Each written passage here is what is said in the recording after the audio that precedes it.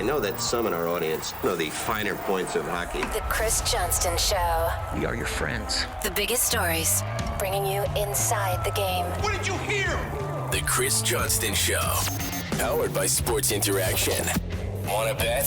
What is going on? Here's Chris with your host, Julian McKenzie. Part of the game. We are going to get to talk about PK Subban. We're going to get to David Bastel and Sports Interaction. We're going to briefly talk about the Seattle Kraken. And because it is the end of the week, we will get to StickTaps. The very first thing I want to get to, CJ, how are you feeling? Oh man, it's been a tough week. I'm not gonna sugarcoat it. Since we recorded our last episode, went through my surgery. You know, the surgeon said it went well. A couple days passed, got the cast taken off. Man, nearly fainted on the bed when I saw my Franken hand. Oh my God. It was just very, very swollen, like completely purple from bruising. And then there's 13 stitches right up the inside of my palm from where they operated. So yeah, I mean, it's been a tough week. Funny story though. So Monday I do the surgery, right? And they put me right under. I've never actually had that experience under anesthetic. You know, after the surgery is done, they take me to an initial recovery area. And literally, this is 100% true. The first thing I remember, you know, there's a nurse at my bedside waking me up, and she says, so now that we got you under, I need to know the truth. Is Austin Matthews going to stay in Toronto? No way. Actually, the first thing I remember was that. No way. And so I ended up speaking about Austin's contract situation with the nurse in the ER room. Oh my God. Said her son's a big fan. She was being kind of funny about it. It wasn't, I didn't feel invaded or anything. I should be clear, but it was pretty funny. Like, I'm like, these hockey mad cities, there's a bunch of them around the league, but even when you're half naked in a hospital gown with your hand all ripped open, people want to know what's going on with Matthews. Yo, Leafs fans, unhinged. My man is, I don't even remember what I said. Like, I don't remember how I responded because I definitely was like a little bit out of it still. It took me a little while to get my like faculties back to normal. Like, I was speaking nonsense for a while, I think. Oh my God. So if some weird rumor emanates, like Austin Matthews is gonna go to the KHL or something, it might be like CJ in a stupor from a hospital room. Did you take Gino Reda's advice about going voice to text when you texted GMs throughout the week? A little bit. The good news is I still have use of both thumbs. The surgery focused largely on my pinky and ring finger on my right hand. It's my dominant hand, but my thumbs still work well. And when you think about how you text, I mean, I can still get around there. Okay. I'm a little nervous as I get into, you know, these weeks about like writing again. I'm going to put out my big board on North Star Bets next week, aiming for Wednesday. But I'm feeling like typing that might be a little bit of more of a heavy lift than normal. But I mean, all things considered, I'm in a good spot. It's just I don't really have full use of my hand yet. I'm still doing daily exercises to get sort of the use of my fingers back. They're a little uncomfortable. Like, the best way I can describe it, it sort of feels like my hand is like coming apart a little bit. It's not actually, but that's just like the sensation it has. Like, it feels a little weird. But yeah, I'm you know, largely going to be back to work next week, I think, as normal. And I can at least text for sure, and voice to text still works. But writing stories might prove to be my next big hurdle. I'll have to report back on the progress there. Also, just want to say thank you to everyone who sent in tweets or any kind of well wishes over social media these last few days. I'm sure you've gotten a bunch of texts as well. We got to shout out the people who were very concerned about your well-being. Yeah, that's really nice. And honestly, like, this came out of the blue. Like, we're recording now on Friday morning. Literally this time last week, I didn't know I was going to have to do this. I saw a specialist late Friday afternoon last week, and he said, you got to operate Monday, and here we are. So it's all happened pretty quick. It's like a little overwhelming. But you know, it seems like I got really good care. People like to rag on the medical system, you know, but I got in right away, and everyone treated me awesome, except maybe that nurse. So I started spreading bad rumors too about Austin Matthews inadvertently, but took advantage of my compromised position. But yeah, it's been a good week, and I heard from lots of people. So I do appreciate all that support. Cool. Thank you so much to everyone again for sending well wishes to Siege, and on behalf of everyone at the SDPN, we're really glad to know that you're okay, and it's good to see you back in at least doing everything you can to get to a full 100%. Right. And look, my hand's a long way from my vocal cords. It's a long way from my feet too. I still managed to run every day this week. So my streak's intact there too, for those that have been asking.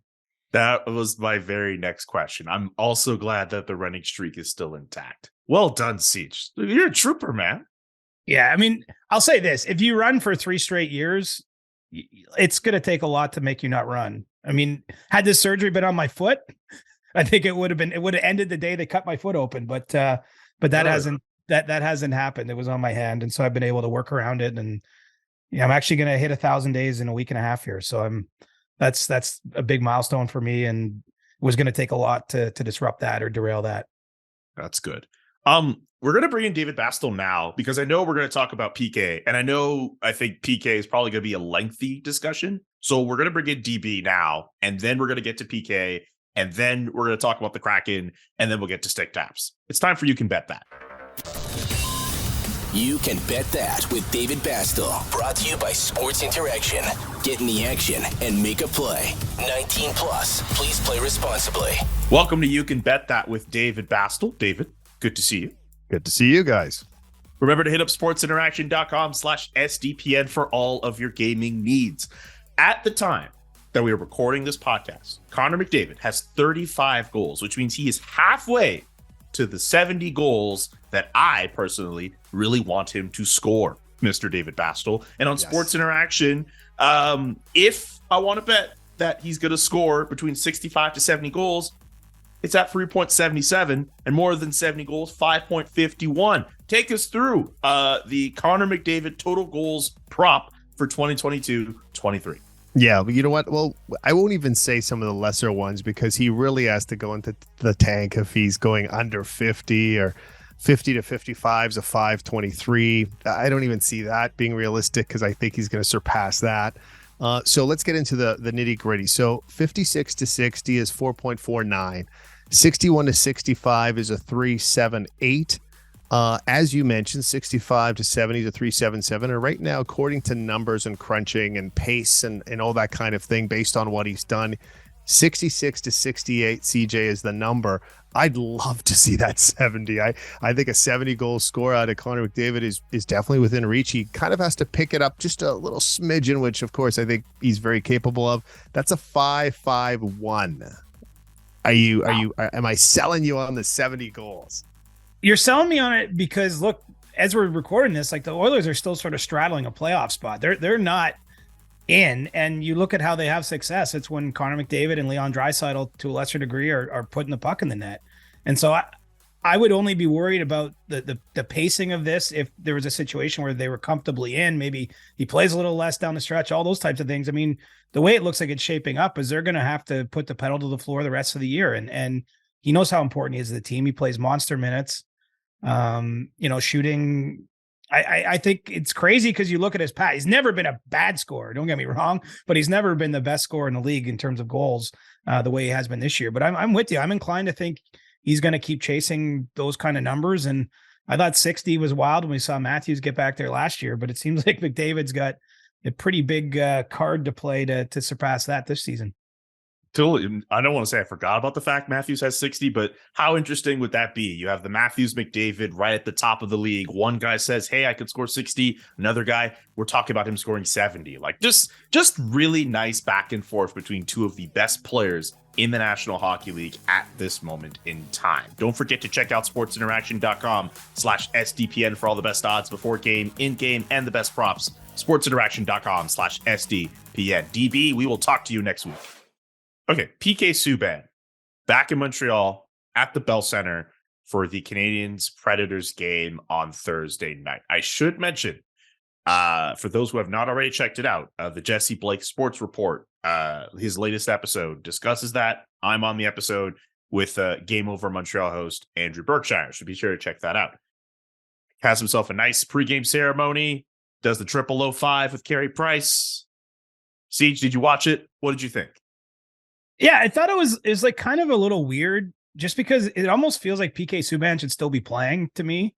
He's not that old a man and it's pretty quick. But that being said, it was a nice moment. And does he ever know how to create a moment? Like, I think he just does he's got a real sense of occasion. I thought he did a really nice job addressing the fans, addressing the current players of the Canadiens, finishing off with some nice words in French to the crowd, and then, gets Carey Price out for the 0005. I mean, that probably touched all the boxes of, if you grew up a fan of the Canadiens in the early 2010s and saw the success those two had, I'm sure that hit you right in the feels. Kind of coming to grips with the fact that both their careers are likely done. We don't expect Carey Price to be able to return from the knee issues that he's had. And, obviously this is a sign that PK's career is over, but, part of me the whole time is thinking, like, he's 32, a little surprised maybe that he didn't find somewhere to play. I think he was in a really unique spot when you look at it. I mean, I've started to see some of the TV work he's done with ESPN, but, I think he's making more money in TV than he would have on a contract this year in the NHL. I mean, most players don't have that option. Most players are deciding they're trying to stretch out their career because they don't really know what they're going to do next, and certainly likely don't have 7-figure, contract offers in another profession or an adjacent profession, as part of the decision making. But part of me still wonders about PK and if he could be playing somewhere. But that's maybe besides the point. I thought the Canadiens did a nice job. An invitation from Jeff Molson, their principal owner, to sort of welcome PK back into the fold. The fans had a lot to like there, and PK, as always, delivered a pretty nice moment, I thought, under those circumstances.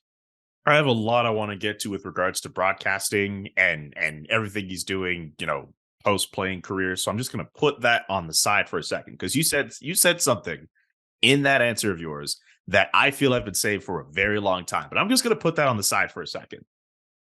His legacy as a Montreal Canadiens player. What do you think it is?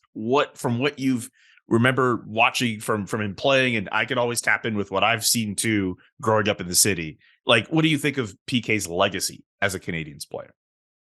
I think for me, it's just like someone who really embraced the stage and the setting that he had in Montreal. Like, someone who never really shied away from the attention, from the scrutiny at times, the debate about his play or the way he's being used in the lineup, or, all the things that happen when you're a front line, top of the roster player in a big Canadian market, or with a fan base that is very passionate. I mean, there's a lot of stuff that comes with it that you don't just get anywhere else. I mean, he didn't probably get it to the same degree even when he went to Nashville and had a lot of success, especially early on. That was a different environment for him. But I thought he always kind of embraced the stage and really did a nice job of that. And so that's what I think of. I mean, kind of amazed he only played in Montreal 7 years, I believe it was 7 seasons. If it kind of feels like longer. That's what I mean. Like, I'm still having trouble like catching my mind up to the fact that we're talking about him in the past tense as a player. It feels a little premature to me, a little bit. And so, yeah, I think someone who just loved being a Canadian, who wore the sweater with pride. That team didn't quite get over the hump in his best days with them, but certainly I'll remember personally too. I covered the 2014 playoff run for the Canadiens. They got to the Eastern Conference Final against the Rangers. Had Carey Price get injured in the first game of that series, which might have altered the outcome in some ways. But PK was amazing in those games and was really a sort of emotional and on ice leader of that team too.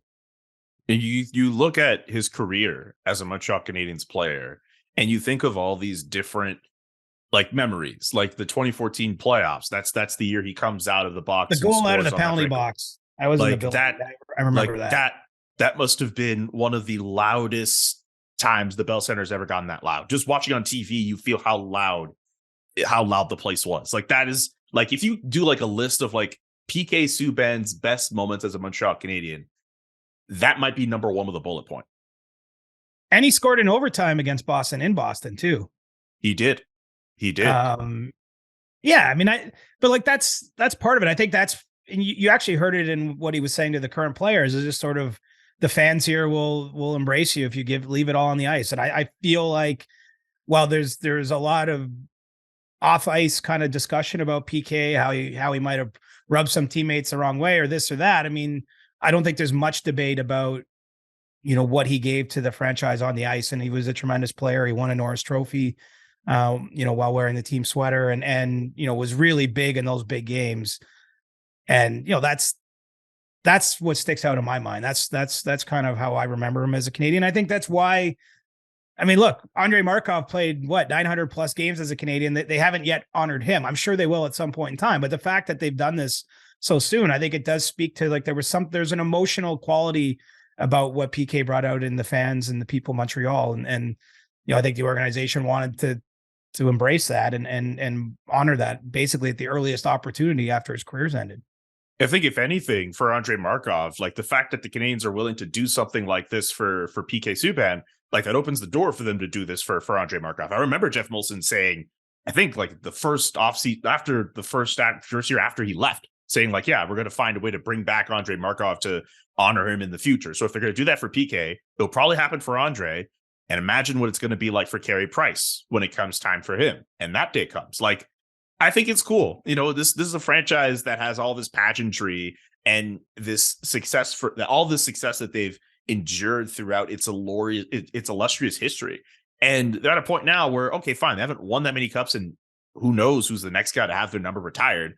So if you can't retire a guy like PK's number, doing something like what you did yesterday is like the next best thing. And you still get a lot of fans who get to appreciate the player, and it's still a nice gesture. It's a cool thing, I think, what the Canadiens did. Yeah, and it's great for PK and his family. It seemed like he had all his friends out, obviously. I saw his parents there. Like it's a pretty neat recognition, even if it doesn't come with the official jersey retirement you might see somewhere else. I mean, I'll be curious what they do with Price. I think that there might be more of a case just because he spent his whole career there and where he lines up on some of their all-time, lists with wins. Absolutely. And all that to maybe retire his number. I don't know what they'll do. I mean, there's a real burden when you've had the success over 100 plus years that the organization has, because let's face it, there's not going to be another era where you have individual players who win 8 cups on your roster. Like the best teams, the Tampas and the Chicagos and Pittsburghs from the modern era, those are 3 Stanley Cup teams. You know what I mean? Like that's iconic level in today's day and age. And so there's going to have to be some adjustment of those standards. And I can't imagine the debate must be very difficult behind the scenes, I would think, when it comes time to make those decisions.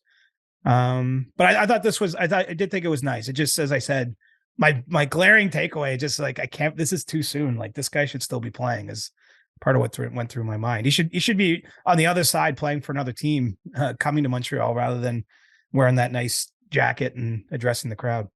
I was about to say, like, like I said, that part of the conversation still in a box. I just want to add with Carey Price. Can you think of any other player in NHL history where their case to make the Hall of Fame is stronger than having their number retired for the team they played for? Because that's what I think the debate's at with him. There's got to be one somewhere. Because, part of the Hall of Fame is, what Carey did with Team Canada. Like, internationally, his resume is ridiculous and barely lost a game ever wearing a Team Canada sweater. And so, won Olympics and World Cups and things like that. There's got to be someone else that I'm not thinking of, or maybe players that have jumped around to different organizations. The debate is like, did they spend long enough with this team? Like, obviously this is an all-time great. I don't know, like the whole league retired Gretzky's 99, right? But he spent 1 season in St. Louis. Like, maybe there's an argument in St. Louis, like, you shouldn't be retired. Like, maybe that's the kind of thing, but you're right. It's unusual. I think it'll be more normal in the modern game though, because, it just stands to reason. The longer history you have, it's harder to compare what happened 60 years ago to today. And it doesn't get easier with time. It gets more complicated. Okay. PK Subban and the fact that he's not playing.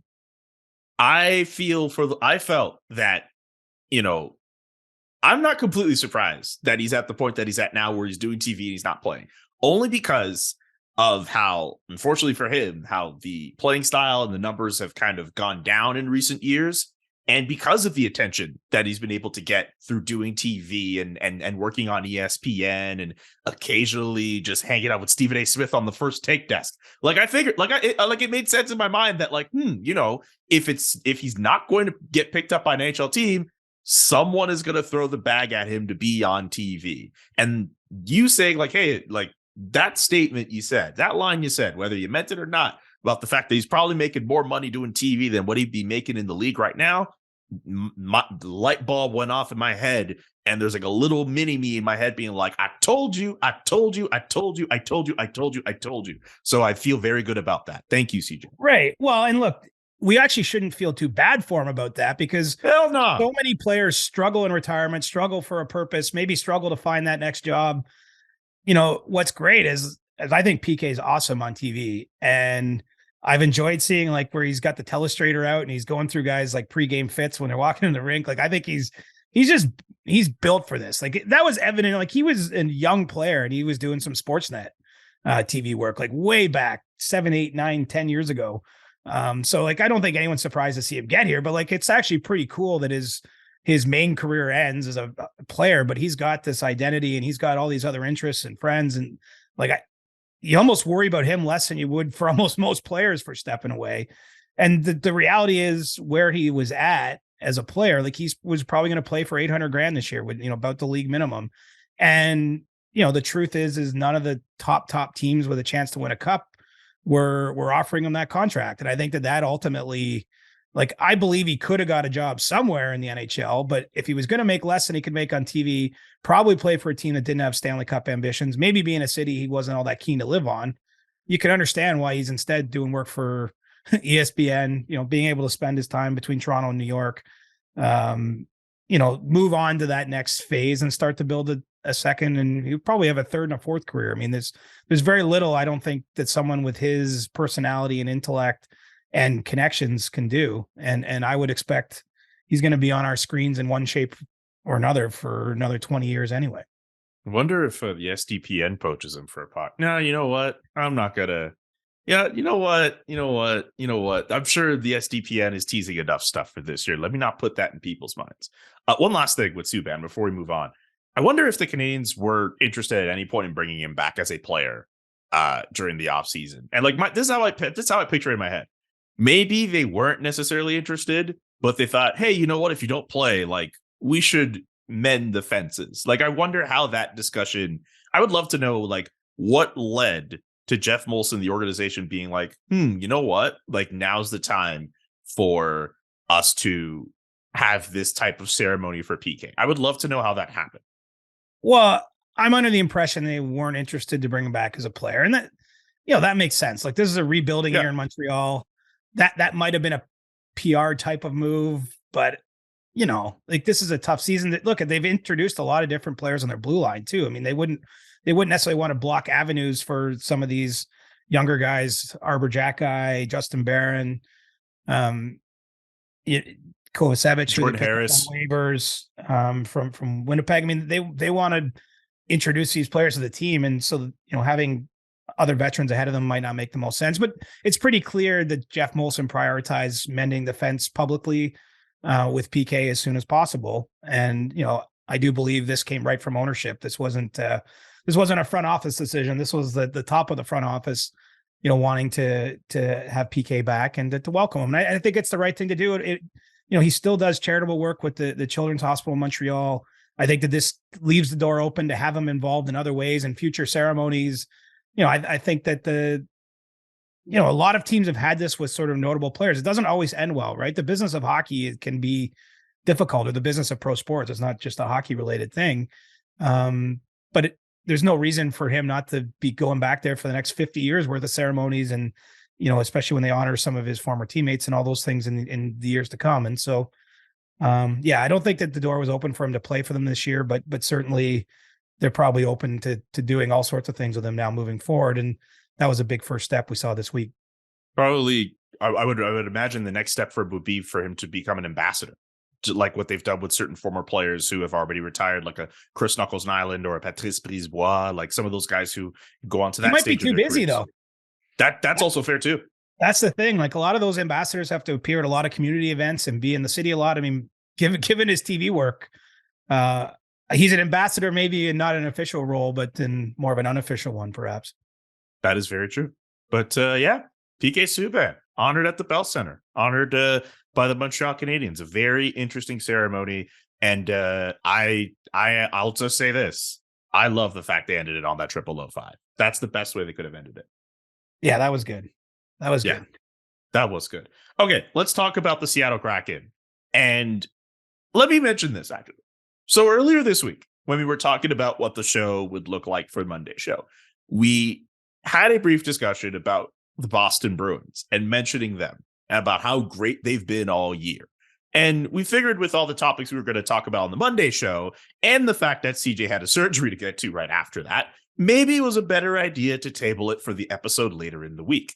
It is hilarious now that even if we might still get to the Boston Bruins, we're going to talk about the team that handed them their first regulation loss of the regular season, and a team that I don't know if I have them as a playoff team entering this year, and they could disrupt a ton of things in the Pacific Division. The Kraken are 6-0-0 on their road trip.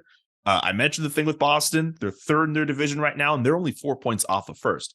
The Seattle Kraken. What is going on with this team? Why are they so good? What's your give me analysis?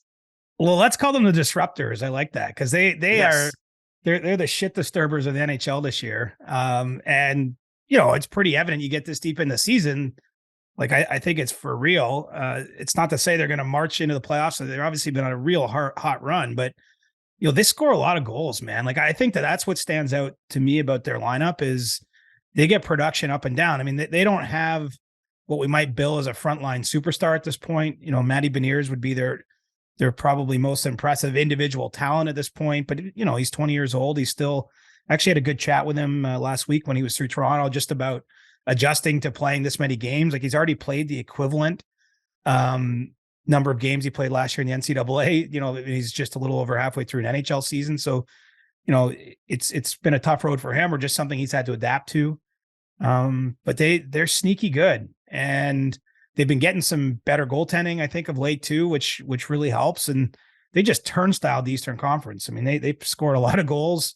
They've won 7 straight games. And I think that they have some interesting decisions leading up to the trade deadline. Like my understanding of their approach is I don't think they're going to be heavy buyers, even with where they're at. Like, I don't think that they want to derail the larger plan and start trading a bunch of draft picks and things like that, because, obviously just as a second-year team, they're still trying to build up their prospect base. But all of a sudden, I think we're looking at them taking one of the Pacific Division spots, which means there's one less for Calgary, Edmonton, LA, teams that were really counting on being there and might still be there, but might need a wild card entry now if Seattle is where they're at. And I think it's a great story, honestly. I mean, this team was nowhere last year, and all of a sudden they're getting everyone's attention.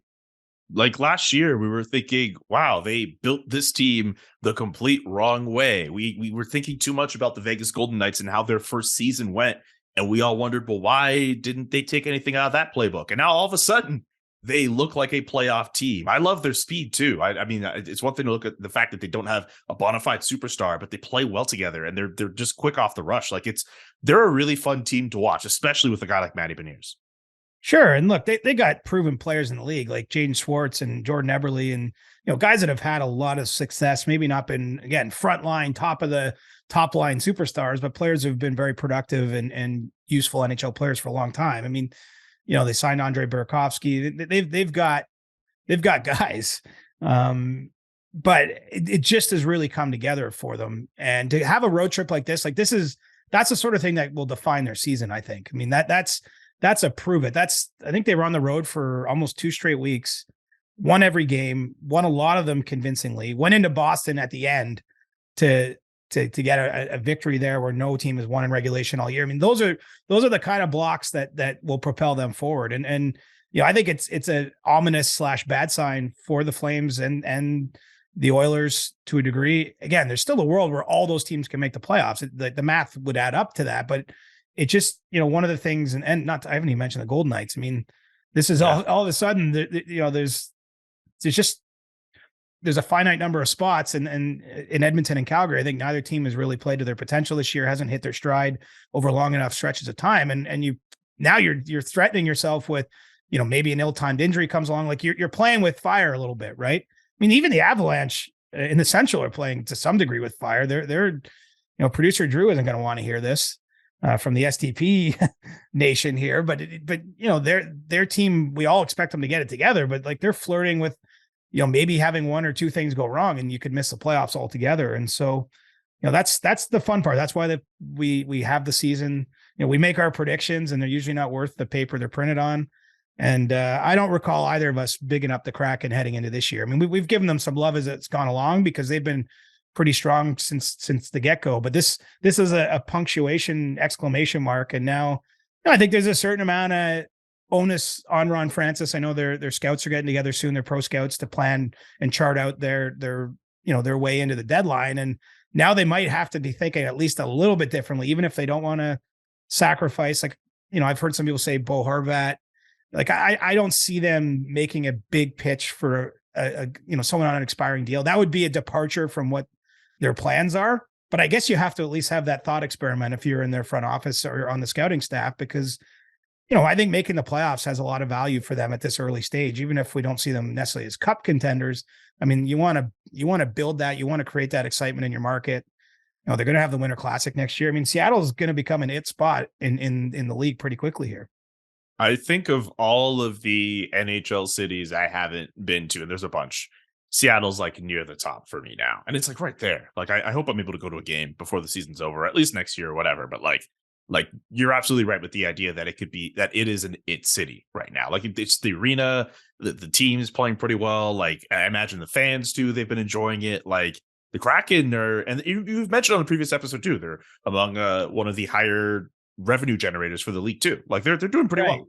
Well, it's a great sports city, right? Like, you look at how the Seahawks get supported, how crazy that stadium is.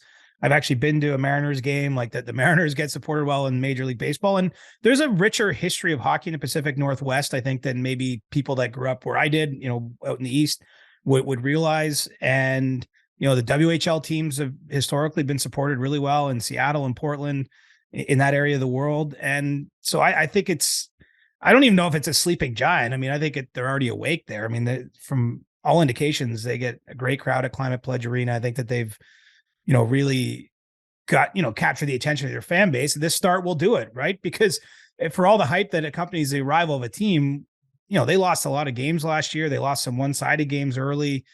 That I think, it takes some of the, even if you expect that of an expansion team, I think the reality can take some of the wind out of your sails. But this year it's been pretty smooth sailing. And like, who would have predicted this? Martin Jones is their number one goaltender, at this point in time. I know he's not on the same contract as Grubauer, and Grubauer's had some injuries that have played into this, but Jones is logging most of the starts these days. And, they've gotten a lot of wins, even though maybe his numbers haven't been up there among the best in the league. They've found a way to patch it together. And I think that's great news for them.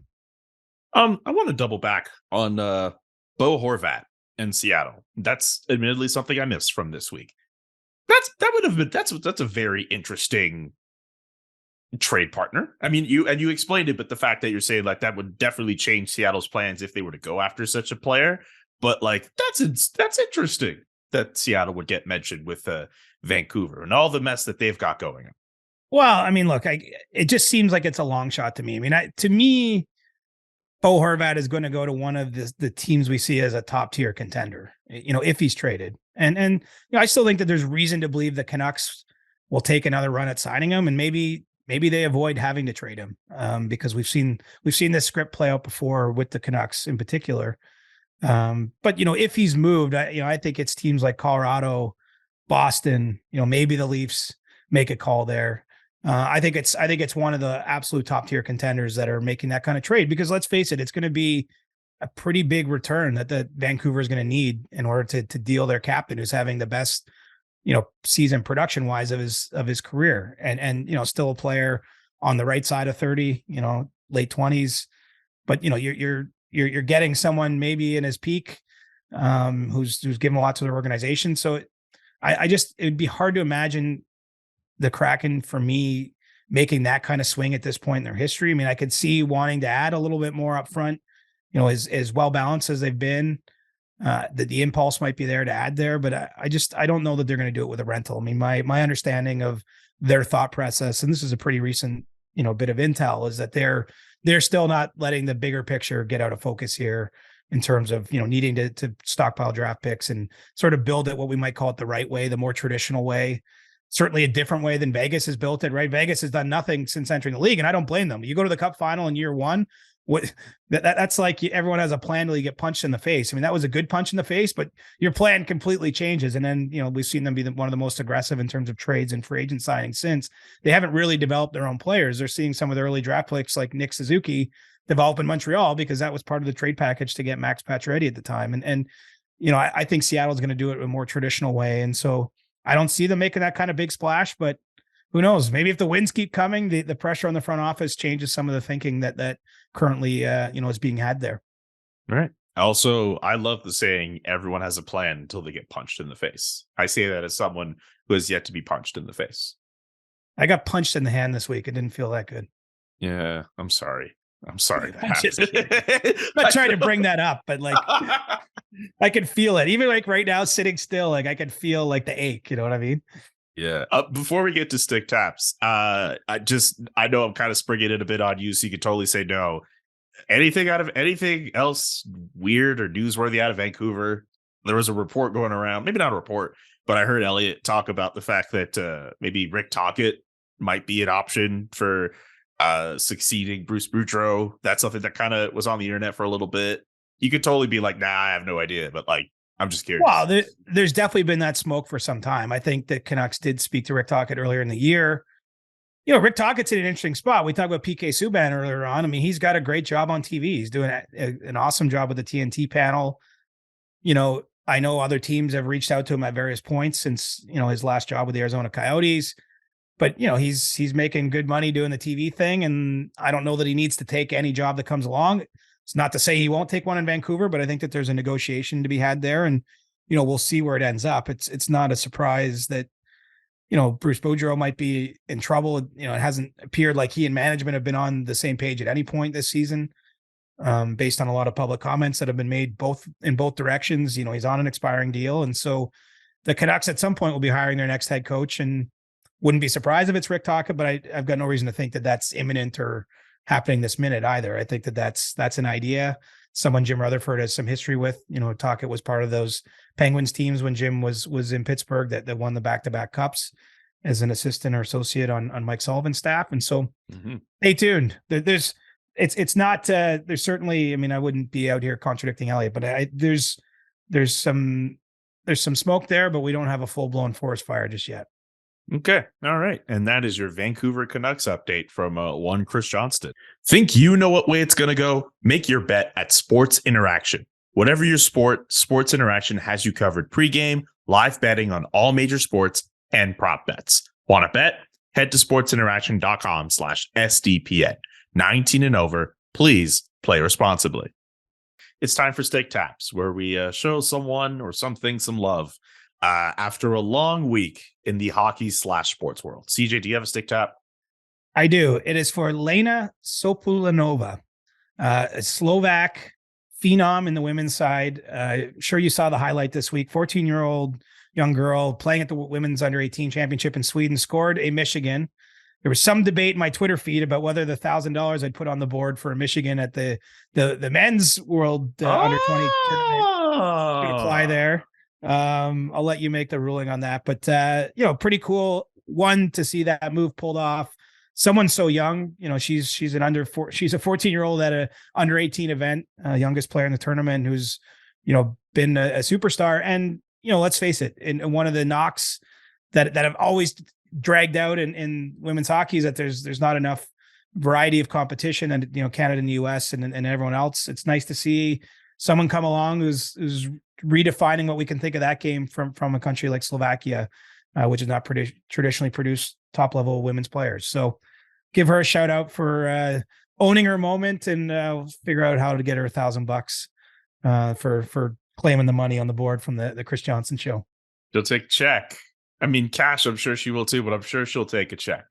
Will I be like invalidating her amateur status or anything if she wants to go to an NCAA school at some point in time? I mean, this wasn't the intent, but I do want to honor my word too. I think you should treat it like an NIL deal. Yeah, I might have to. Maybe we'll sponsor her. She'll rep the CJ show or something. Maybe that's a way to justify her achievement or to reward her achievement. All right. My stick tap will go to Everett Fitzhugh and Pete Rutgazer. both play-by-play men, both black play-by-play men. Everett works for the Seattle Kraken, and Pete works for covers the Montreal Canadiens for TSN 690.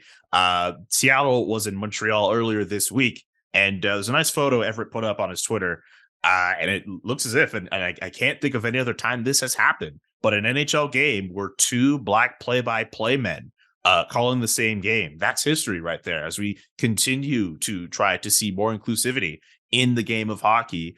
It's not just with players. I think also with the media side, who's hosting these podcasts, who's calling these games, who's hosting these shows. Like, that plays a huge role in what people see. So for Everett and for Pete, the fact that they were able to accomplish history earlier this week, I think that is worthy of a massive stick tap.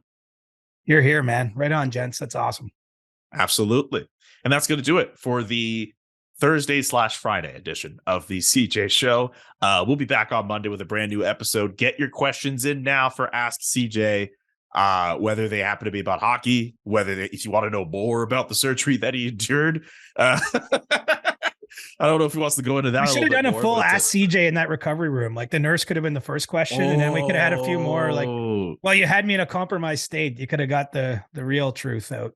Just like live streaming him, just like in the hospital bed, just like, yeah, I think Austin Matthews will sign for 5 years or something like that. I don't know. I actually wish I knew what I said. I honestly don't know how I answered her, but I know for sure she asked that question. Man, just can't believe she just straight up just asked, like, all right, what's going on? Anyway. Yeah, get your questions in, whether on Discord or on Twitter.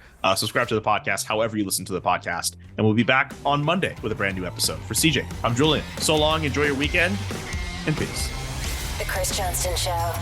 Powered by Sports Interaction.